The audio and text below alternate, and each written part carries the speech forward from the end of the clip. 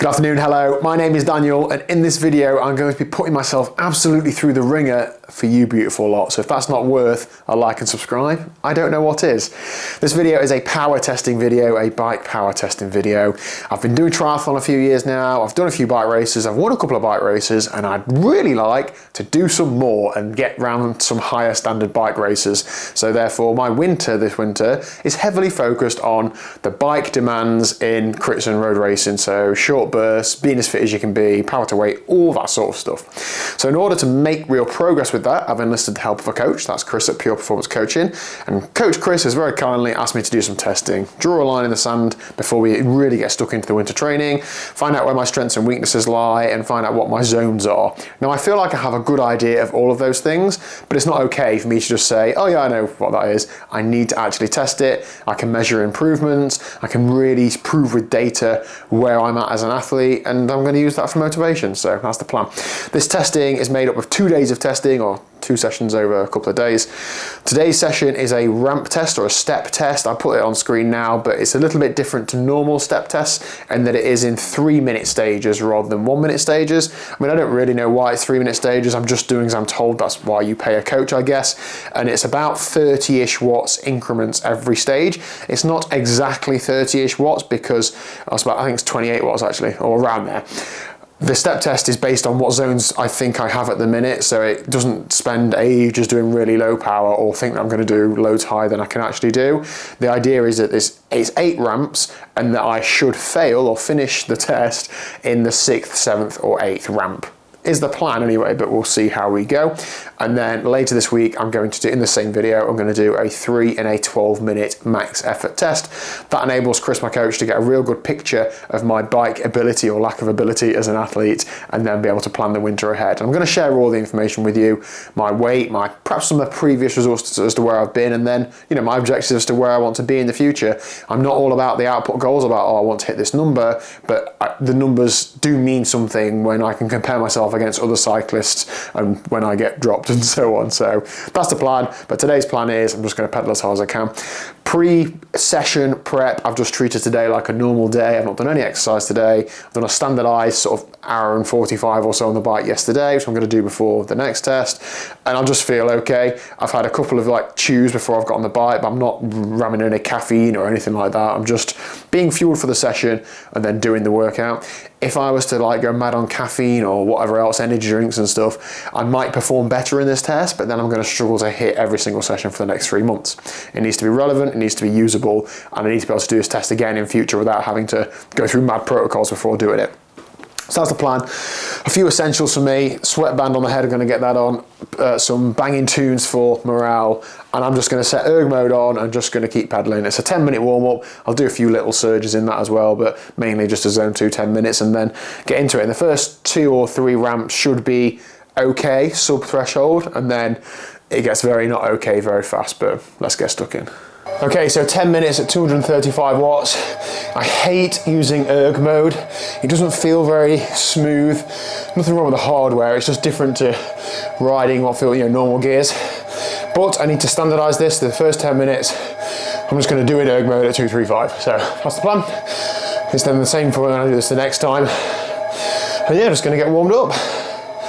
So whilst the brief says you should be able to get into stages 6, 7 or 8, they're pretty big numbers and they're quite intimidating. I should be able to get, I'd hope to get into 7, so 4, 4, 5. I don't know how far I get through that, but anything can happen.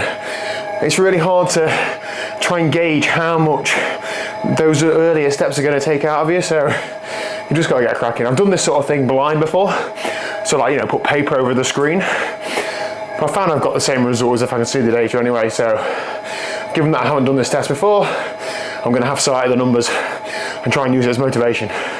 Let's go.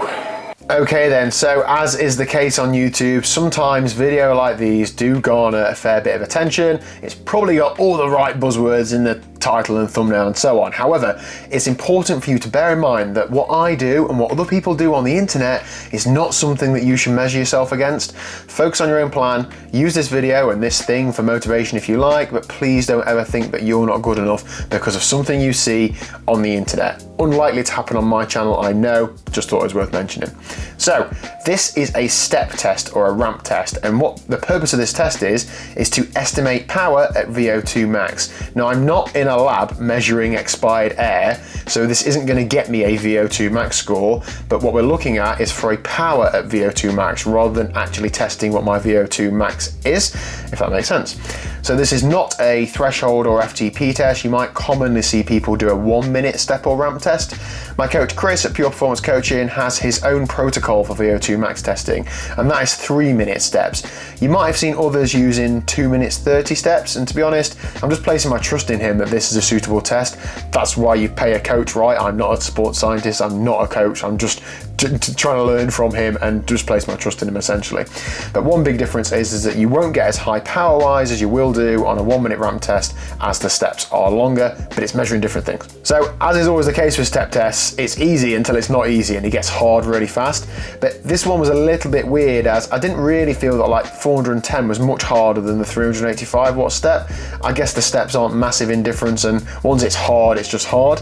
I eventually failed 1 minute and 18 seconds into step 7 at 445 watts, and the average power that we take is from the final 3 minutes, and that is taken as the power at VO2 max, and this was 424 watts at a maximum heart rate of 169 beats a minute. I'm going to come back to what these numbers mean to me at the end. Okay, I can't remember if I'm wearing the same style bib shorts or not, but this is testing day 2. I've had a day in between testing, so yesterday was an easy day, an hour and a bit on the bike, nothing too crazy, a few openers, and now I'm ready to rock and roll. So the second set of testing is a 3 and a 12 minute effort, max effort, everything I've got.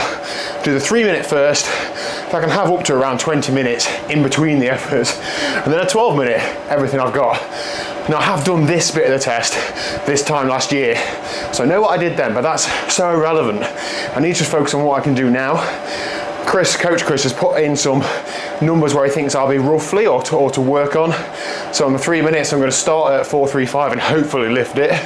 And the 12 minutes, start at 370 and hopefully lift it. I feel sick saying that. So we'll see if that actually happens. But 1 minute, 55 seconds to go. 3 minutes, everything I've got. It is important to not go flat out in this first minute, but it's only 3 minutes long, isn't it? How hard can it be? I'm going to talk about the reasons for the testing and what the numbers mean afterwards. Just going to get it done first. Let's go. It's important as well because they're looking at different things. I can't sandbag the 3 minutes to get a good 12 minute effort in. I have to go all in on the 3 minutes and all in on the 12. Otherwise, I'm just weeing in the wind, aren't I? I need to make my training accurate. I need to hold myself accountable, and I need to do myself justice and get everything I've got. Anyway, fan up, towel off, music up. Let's get stuck in. So on to the second test protocol. This is a couple of days later, so I am fresh. The 3 and 12 minute test estimates critical power and W prime. Now you need to do both of these tests in order to calculate it, and to calculate your W prime, you take the power you held for 12 minutes away from the power you held for 3 minutes and multiply it by 0.24. That gives you W prime in kilojoules. I'm going to come back to this in more detail, but this is essentially your like tank of power above critical power. So how much power have you got above that threshold number to be able to keep deploying? Once it's gone sort of thing. Now critical power is not FTP. I know I just said the word threshold, so I try not to get too mixed up, but it's similar to it. From the reading I've done and from the discussions I've had with Chris, I understand that FTP can be lower than critical power by sometimes 5 to 10%, but critical power is useful for determining zones to base intervals on, and I found this myself as well actually, most of the time, step tests, ramp tests, or 20-minute tests, however you want to test your 1 hour power, they always seem to overestimate what I can do for an hour anyway, so I don't really think it's a problem unless you're going to go and do a 1 hour test. All of these tests are to be taken with a pinch of salt, and to be used for the purpose they're intended, to set training zones for intervals rather than, oh, what can I hold for 1 hour? But anyway, complexity aside, you can Google, there's a complex calculation which I'm not going to try and explain about how you calculate the 12 and 3 minute power to give you a critical power.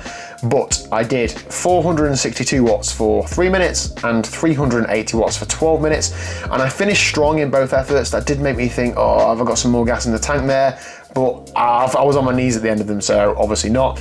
And this gave me a critical power of 350 watts.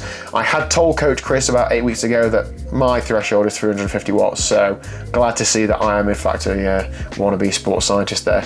Just a fluke, but that just reassures me that the last few weeks of my training, I've not been weaning the wind, have I? I've actually been training in the right zones, but there's more information than that as we're going to come back to now. So let me just reflect on the findings versus like my own opinions and my own real world experiences. I'm going to start with the one that I understand the least, which is W prime, and Chris tells me this is good, 19.668 kilojoules, and this is again just another thing that I'm placing my faith in him in.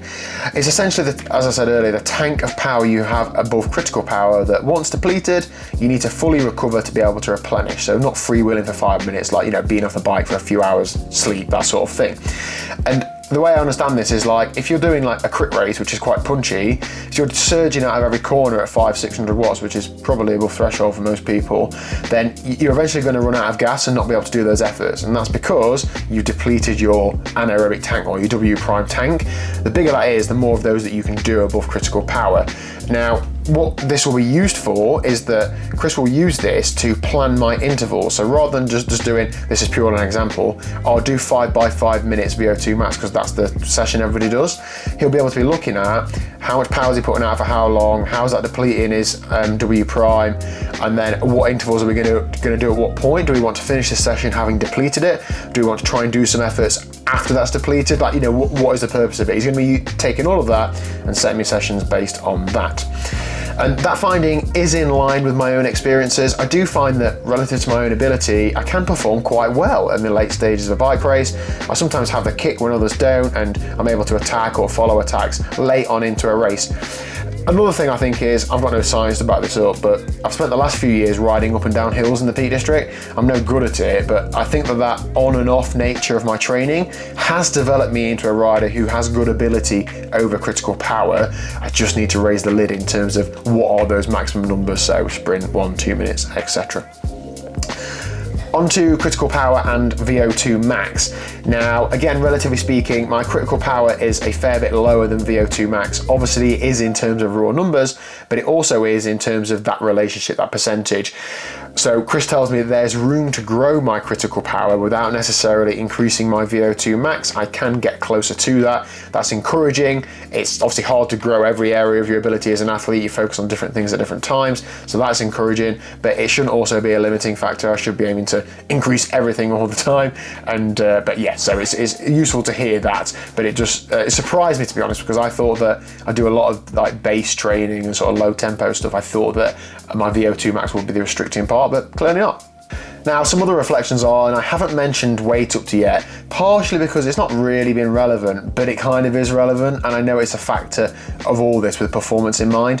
So I am, and it doesn't make me happy saying this, I'm currently 97 kilos. I've been as low as 78, 79 in the past, and I've hovered around 89 to 90 this year. Just recently, I've really struggled with injuries in the last 8 to 10 weeks, missed a lot of training, not been focused on my diet, and just piled the weight on. I'm not going to cry you a sob story. It is just what's happened. I just need to get focused on it now, and that's part of the reason why I'm not devoting any or much mental energy to understanding these numbers in detail and really getting into the science of it. I like to understand what these things are so that I buy into the training, and I probably ask Chris lots of questions during my training, but now Chris has got some solid data to inform his decisions. That also makes me more trusting in what he's telling me to do. I'm just going to put all of my mental focus onto controlling the things that I want to control. So diet, actually getting the training done. It's quite difficult, as we know, to get out the door, to get that tough session done in bad weather, or to get up early and get it done. All those sorts of things that take mental energy. I'm paying a coach so that I don't have to give mental energy towards this sort of thing. You've just got to place that trust in them. People in the past have said I'm uncoachable. I feel like I'm turning a corner, but perhaps close to Chris, thanks to Chris. Now, what I will be doing is documenting the journey of those things I've just talked about on this channel for both my own accountability and in the hope that it helps or inspires others. So thank you very much for watching. If you've got any more questions or comments, please do fire away, but I think I've made this pretty clear. I'm not a sports scientist or claim to be an expert. I've shared some things that I feel like I've got half an idea about, but I'm no expert, so go easy on me. Thank you very much for watching. Hit subscribe if you haven't already, and I will see you again tomorrow at 1 o'clock.